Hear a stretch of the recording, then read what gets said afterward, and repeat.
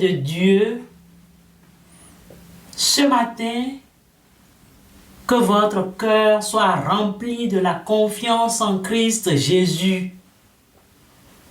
Si Dieu prend soin des fleurs des champs, il prendra soin de vous aussi à bien plus forte raison. Chaque jour apporte ses propres grâces et ses propres défis. Accueillons ce jour avec sérénité, en sachant que nous ne sommes pas seuls. Avec toutes nos amitiés, Dieu est avec nous. Amen.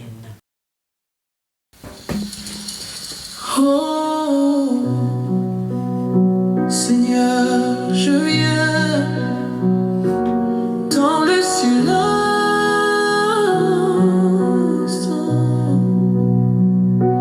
Mon âme t'attend. Quand le monde crie et que tout s'agite, je ferme les yeux, je viens près de toi. Sous ton ombre douce, mon âme s'abrite. Et ton souffle calme, apaise ma foi. Dans le silence de ta présence, les peurs s'effacent, les chaînes tombent. Ton amour devient ma délivrance et ma joie une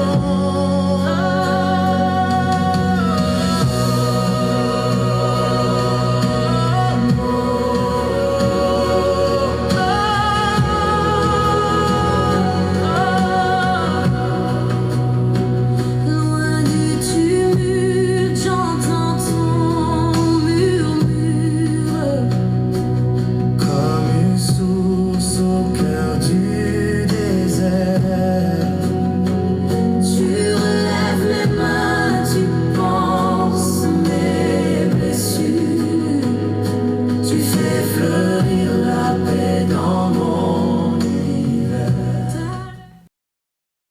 Dans les Écritures, le doute occupe une place complexe, à la fois comme une faiblesse humaine et comme un catalyseur pour une foi plus forte. Il est considéré à la fois comme une occasion de croissance et comme un danger spirituel qui peut entraver la vie du croyant. Le doute est souvent présenté comme une faiblesse de la foi, que le péché de quelqu'un ne te pousse pas au doute. Ce n'est pas bon. Jésus réprimande ses disciples à plusieurs reprises pour leur manque de foi en les appelant des gens de peu de foi. Matthieu chapitre 6, verset 30, chapitre 8, verset 26, chapitre 14, verset 31. L'apôtre Jacques, dans sa lettre, met garde contre la prière avec un cœur incertain, car celui qui doute est semblable au flot de la mer agité par le vent et poussé de côté et d'autre. Jacques chapitre 1, verset 6. Un tel doute peut rendre la prière inefficace et empêcher le croyant de recevoir ce qu'il demande. Cependant, les Écritures reconnaissent aussi que le doute fait partie de l'expérience humaine. Thomas, l'un des disciples, a refusé de croire à la résurrection de Jésus sans preuve tangible en déclarant « Si je ne vois dans ses mains la marque des clous, je ne croirai point. » Jean chapitre 20, verset 25. Jésus n'a pas rejeté Thomas, mais lui a offert une occasion de voir et de croire, le poussant à la foi tout en reconnaissant son doute. Le doute est ainsi vu comme un point de départ pour une foi plus profonde, pourvu qu'il soit honnêtement présenté à Dieu. Bien-aimés, l'expérience du doute est universelle, mais la manière dont nous y répondons est cruciale pour notre marche avec Christ. Le doute non résolu est comme une graine de peur qui s'enracine et étouffe notre foi. Il nous paralyse, nous empêche d'agir et d'entrer dans les promesses de Dieu. Comme Pierre qui, marchant sur l'eau, a commencé à douter et a failli se noyer. Nos doutes peuvent nous faire sombrer au milieu de la tempête. Matthieu chapitre 14, versets 28 à 31. Ne laissez pas le doute vous isoler. Ne le gardez pas secret. Présentez-le honnêtement à Dieu dans la prière. Jésus ne condamne pas le cœur incertain qui cherche la vérité. Il l'invite à venir à lui.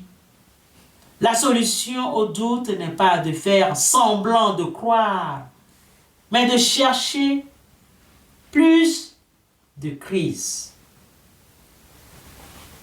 C'est en contemplant sa grandeur, sa fidélité et sa parole que nos doutes se dissipent. Le doute, si nous le permettons, peut devenir un chemin vers une foi plus solide, testée et éprouvée. Thomas a dû douter pour finalement proclamer « Mon Seigneur et mon Dieu ».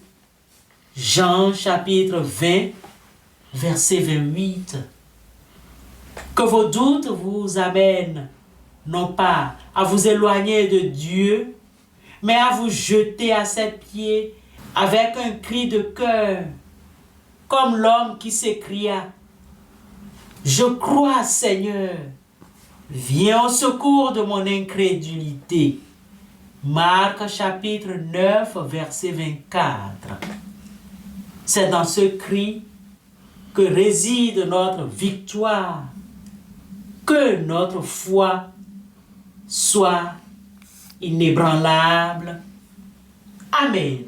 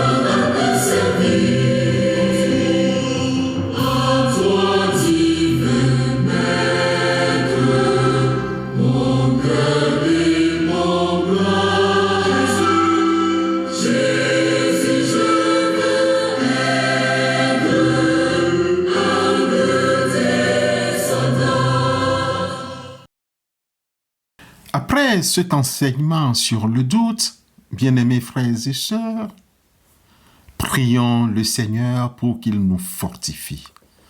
Dieu Tout-Puissant, nous venons à toi avec nos cœurs et nos esprits parfois assombris par le doute. Nous te demandons de nous accorder une foi inébranlable en ton Fils Jésus-Christ. Aide-nous à nous souvenir que tu es avec nous dans chaque tempête, dans chaque incertitude et chaque peur. Fortifie notre cœur pour que, même lorsque tout semble perdu, nous puissions nous accrocher à l'espérance que tu nous as offerte par ton sacrifice. Éternel notre Dieu, nous te prions spécialement pour les personnes âgées qui ont tant donné de leur vie et qui peuvent se sentir oubliées ou seules. Sois leur force, leur réconfort et leur joie. Entoure-les de ton amour et de ta présence. Père éternel notre Dieu, nous te prions aussi pour les personnes sans abri qui n'ont pas de foyer, qui souffrent du chaud, du froid et de l'insécurité. Pourvois leurs besoins, Père éternel, protège-les, notre Dieu, et suscite en nous la compassion et l'action pour les aider. Nous te remercions, Dieu, pour toutes les bénédictions que nous recevons chaque jour, chaque matin pour la vie, la santé, la nourriture, les amis et la famille. Nous te remercions pour ton amour infini et pour le don de ton Fils, Christ Jésus, notre Seigneur et Rédempteur. Amen.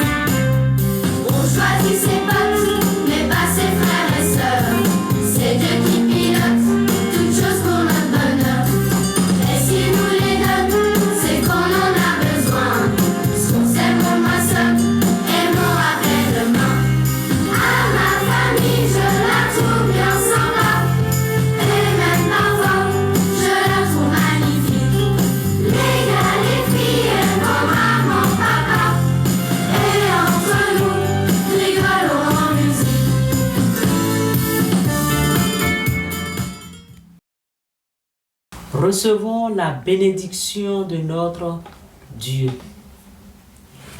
Que le Seigneur, source de toute foi, fortifie votre cœur et dissipe tout doute. Qu'il vous accorde une confiance inébranlable en son Fils Jésus-Christ qui a vaincu le monde. Que la grâce de Dieu, la paix du Christ et l'amour de l'Esprit Saint demeurent avec vous aujourd'hui et toujours. Amen.